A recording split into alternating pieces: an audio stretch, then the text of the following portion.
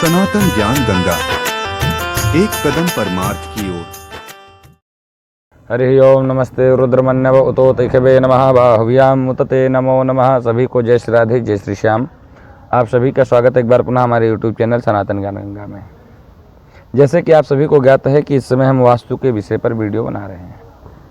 चूँकि यह जो वास्तु का विषय है यह बहुत ही क्लिष्ट है, कठिन है थोड़ा सा जो है, परंतु यह व्यक्ति के जीवन पर बहुत प्रभाव डालता है। तो इसके पहले की वीडियो में हमने बताया था कि भूमि की 4 प्रकार की संज्ञाएँ होती हैं और वह चारों संज्ञाएँ उत्तरोत्तर एक दूसरे से जो है, जैसे सबसे पहले ब्राह्मणी भाव सबसे उत्तम, उसके नीचे क्षत्रिय भाव उससे थोड़ा सा कम, फिर वैश्य उससे कम और शूद्र सबसे कम जो है यह संज्ञा है जो है धरती की। अब इसको वर्ण से किसी को नहीं लेना है कि ये वर्ण के लिए बातें कही जा रही हैं, भूमि की संज्ञा है। यह बात हम सभी को समझना पड़ेगा पूर्व में। यह बात हम पूर्व ही आपसे सुनिश्चित कर दे रहे हैं ताकि आप लोग और इसका अर्थ ना लगाएं आगे। अब आज हम जिस विषय पर बात करेंगे वह विषय यह है कि अब भूमि की संज्ञा तो हो गई, भूमि हमने देख लिया। भूमि का परीक्षा होता है कि यह भूमि घर बनाने की योग्य है अथवा नहीं है, अथवा किसी भी चीज़ के लिए, घर के लिए नहीं, जैसे यज्ञ इत्यादि होते हैं तो यज्ञ में मंडप इत्यादि बनाया जाता है, तो मंडप के लिए भी भूमि परीक्षण होता है जो है। तो भूमि परीक्षण भी 4 प्रकार से होता है, तो जिसमें से आज हम आपको एक प्रकार जो है बता रहे हैं।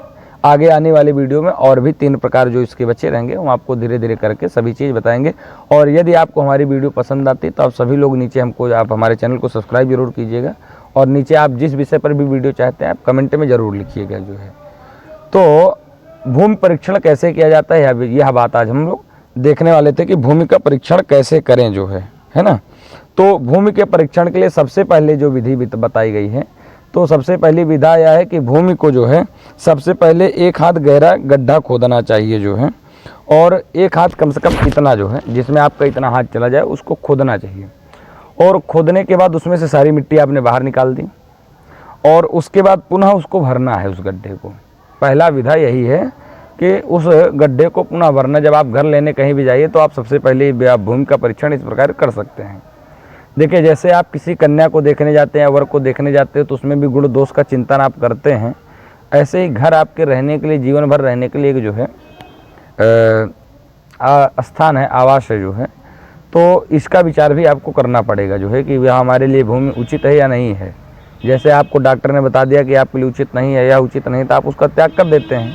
तो ऐसे ही जो भूमि आपके लिए जो है उचित ना हो उसका त्याग व्यक्ति को कर देना चाहिए। उसी में उसका जो है भाग्य होता है, उसी से उसका भाग्य आगे जो है बनता है। तो इन सभी बातों का विचार करना चाहिए। तो 1 हाथ गड्ढा खोदना चाहिए, कम से कम इतना जो है जिसमें आपका 1 हाथ चला जाए, और उसके बाद पूरी मिट्टी बाहर निकाल दिया आप 1 हाथ खोद करके। और उसके बाद जो है उसमें पुनः वह मिट्टी भरनी है।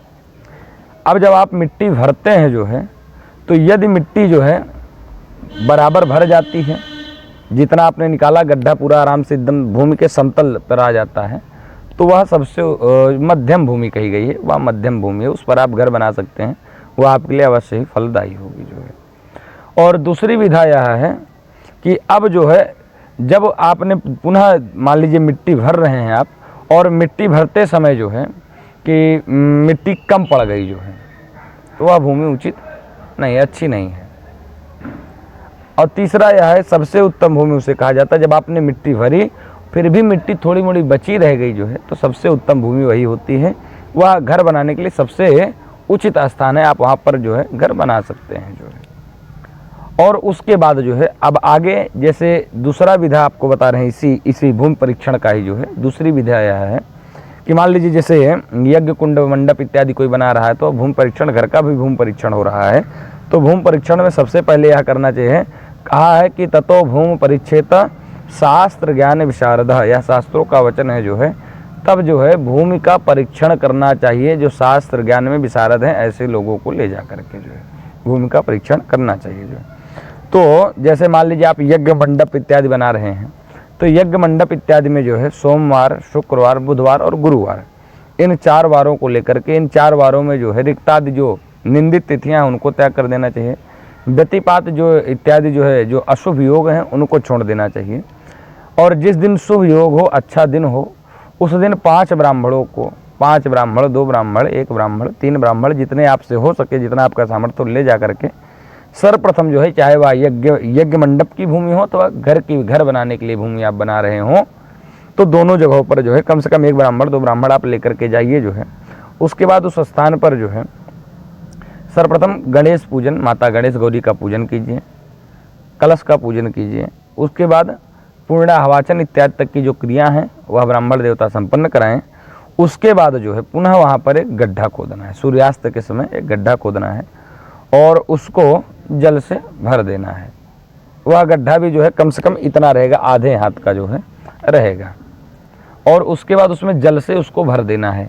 अब जब सूर्यास्त के बाद भर दिया, आप अगले दिन आकर के देखिए तो उसमें यदि जल जो है बचा हुआ है तब तो अच्छी भूमि है। जल यदि बचा हुआ है, आधा जल है, तब तो अच्छी भूमि है। यदि थोड़ा गीला बचा हुआ है, जल है पर थोड़ा मटमैला हो गया थोड़ा सा, तो वह मध्यम भूमि, और यदि जल उसमें पूरा सूख गया है तो वह सबसे अधम भूमि कही गई है।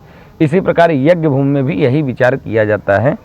और साथ में ही इनमें जब कुछ, जैसे मान लीजिए आपने गड्ढा खोदा जो है, तो गड्ढे में जैसे आपको आए तो आपको कुछ हड्डी इत्यादि मिल गई या कोई तृण अंकुर प्राप्त हो गया, तो उनके भी फल अलग हो जाते हैं। यदि आपको उस गड्ढे में कोई वस्तु प्राप्त हो गई जो है खोदते समय प्राप्त हुई, या कल जिस दिन आपने जल डाल दिया उस दिन, या मान लीजिए आपके जल डालने के बाद वह ज़मीन फट जाती है, थोड़ी सी चेहरा आ जाती है चारों तरफ से ना जो है, तो वह भी अशुभ होती है जो है। तो जब उस पर क्या जो वस्तु आपको प्राप्त होती है उसके भी फल जो है अलग हो जाते हैं। इस पर भी हम एक विस्तृत वीडियो बनाने का प्रयास करेंगे जो है। यदि आप लोगों की आवश्यकता होगी तो आप लोग कमेंट में ज़रूर बताइएगा। इसी के साथ आप आज के विषय को यहीं पर विराम देते हैं। जय श्री राधे, जय श्री श्याम।